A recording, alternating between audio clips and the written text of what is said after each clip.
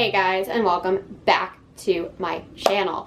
So I'm very excited today because we are finally back to book reviews. I know I kind of had like a whole month where I just didn't really do any because I was traveling, but we are back. I have finally continued to mark off books on my most anticipated reads of 2022 list. If you have not seen that video, I actually have 2 of them out now. I will link them up above. But yes, today we are going to be talking about Darcy Coates' latest release, From Below. I have an entire video on Darcy Coates as well. I absolutely love and adore her. She is one of my favorite contemporary horror authors, primarily known for like her cozy horror. One of the things that I will say about Darcy Coates is that she definitely knows how to write very, very scary imagery and situations and atmosphere, but at the end of the day, her stories always kind of seem to be wrapped up in a neat little happy bow. So if you ever need something kind of like comforting, or you don't want to feel like existential dread in the end of a novel, hers are always really fun palette cleansers, which is kind of what I was expecting from Below. But unlike most of Darcy Coates' work, this book ended up being extremely, extremely dark, very scary, with some of the most grotesque imagery that I've seen from her. I remember the first time I read The Haunting of Ashburn House, I was really like kind of on board with like, oh, like cutesy cozy haunted house horror, and then all of a sudden there's this one scene that just comes out of nowhere, and it is just so brutally creepy, eerie, and just like disgusting and awesome at the same time, that I was like, oh, who is this author? How do I not know who this author is? Like, I need to read everything by her, and ever since then I have. Or at least I'm trying to. But yeah, so this is From Below, underwater horror. I'm going to read the back of the book for y'all really, really quickly. So it says, no light, no air, no escape. Hundreds of feet beneath the ocean's surface, a graveyard waits. Years ago, during a routine voyage, the SS Arcadia vanished without a trace. Though a strange, garbled emergency message was broadcast, neither the ship nor any of its crew could be found. 60 years later, its wreck has finally been discovered more than 300 miles from its intended course, a silent graveyard deep beneath the ocean's surface, eagerly waiting for the first sign of life. Cove and her dive team have been granted permission to explore the Arcadia's rusting hull. Their purpose is straightforward: examine the wreck, film everything, and if possible, uncover how and why the supposedly unsinkable ship vanished. But the Arcadia has not yet had its fill of death, and something dark and hungry watches from below. With limited oxygen, the ship slowly closes in around them. Cove and her team will have to fight their way free of unspeakable horror, desperate to claim them. Because once they're trapped beneath the ocean's waves, there's no going back. This book is so atmospheric. It is so atmospheric. I will say this movie, I will say I did have a few issues with this book. Most of them stem from the characters in this. They all felt very, very, very one-dimensional. They are given their vices, they are given their kind of characteristics, and those maintain throughout the entire novel. You've got like the young kid going on like his first big adventure. You've got the egotistical cameraman. You've got the kind of jilted tech guy. You've got the old man who might know more than he seems. You've got like the starlet who's running the documentary and is like the face of the documentary that they are filming, who like puts getting the shot over the safety of the crew kind of thing. So they all kind of have these vices, and they're never resolved. They are like that from beginning to end, with zero character development or arcs in between. This is not very much a character focused story. It's very much plot oriented, which normally is not my thing, and I think might be the reason the first half of this book dragged on a little bit. This book is just under 500 pages. You probably could get the same story in about 420 pages. You could easily cut like a solid chunk of this book out, just because there's so much weird, unnecessary interactions with the characters that don't really lead anywhere. But it does all set up for the second half of this book, which is nothing but fast-paced, high action, super, super scary. This book, you could argue, is a ghost story. I would say it is not. There is a lot of unanswered things about the mystery of this boat and what is happening to it and why. You do get a lot of background information on the original sinking of the Arcadia, which I really, really like, but you don't get all of the answers. The actual sinking story of the Arcadia is absolutely horrifying and really, really well done, and it's something I haven't really seen done before. That being said, this might be a very, very brief spoiler. You find out halfway through the book what I'm about to say. You might be able to guess that it's happening. So I'm going to say it. So if you don't want to hear it, skip over to the next 10 seconds. But I'm about to say it, y'all. But I have never seen a book, minus like the Pirates of the Caribbean, do underwater zombies. That is what this is. Underwater zombies.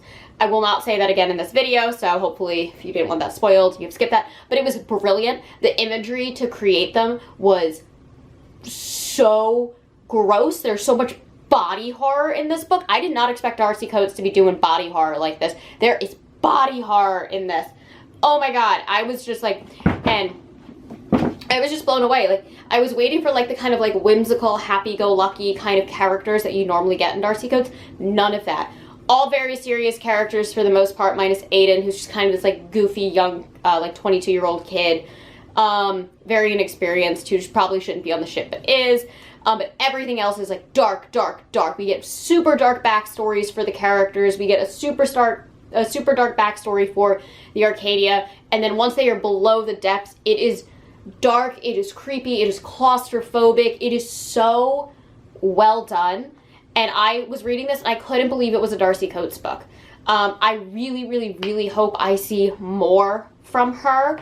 I loved the structure of this book. I loved the flash forwards and flashbacks between being on the wreck of the ship and being on the ship right before it sank. I loved how those two tales wove together to really explain what was going on. I liked that there was enough explanation of what could have caused everything for me to not be like, why the hell did all of this happen to begin with? But it was still vague enough that it felt eerie and confusing at the same time. I was just really, really impressed with this. I will say there were a few things that bothered me about this book. There were a couple typos, which normally wouldn't bother me, but at this point I feel like Poison Pen Press knows they're like attached to Darcy Coates. They should really pay a lot of attention to what maybe their best authors work. And then Darcy Coates used the term vice, V-I-S-E, like a vice grip, so often in this book to describe certain things that were happening underwater that it really just took me out of the story, because it's just an odd word to use, and the fact that she kept using it for this description was just strange. And every time I would note it, and then I would be like, wait, you just said that, you just said that, you just said that. So that was just a really, really nitpicky thing with me. I just wish she had found like a different synonym for it. And it really gave me this like horror movie, like almost like slasher vibe, minus like the whole slashing thing, because this isn't really a slasher story. But a lot of these characters, like their flaws and their arrogance and their egos, really make them make very, very dumb decisions. And they're still like likable enough that you don't necessarily want them to like perish on the ship. But they make some dumb decisions. There are two kind of intelligent characters throughout the whole book, and that's Vanna, our dive instructor, and then Hesty, our marine biologist. I very much dug them as characters, but they are just surrounded by arrogant people who make very, very poor decisions throughout the whole book. And just the fact that these are extreme documentary filmmakers, I was just like, you think you would stop throwing caution to the wind this way after what you've just experienced, and just constantly throw caution to the wind, bad decision, try to get like the shot over the safety of the crew, but for what? Like, very, very strange. So they would just absolutely fit perfectly well into a horror movie. This whole book would translate into an amazing, super scary underwater horror film, and I'm so about it. The characters totally fit the mold. It almost makes me think that Darcy Coates wrote it for that purpose. This is just so unlike anything I've read from Darcy Coates, and I enjoyed it so much. I will say this is a 4-star read from me, and the main reason being is that I read Darcy Coates a lot, and I know she can do better. I really like to hold authors that I have like a very deep fandom for, to a much, much higher level than an author I'm just discovering. And I know she can write better.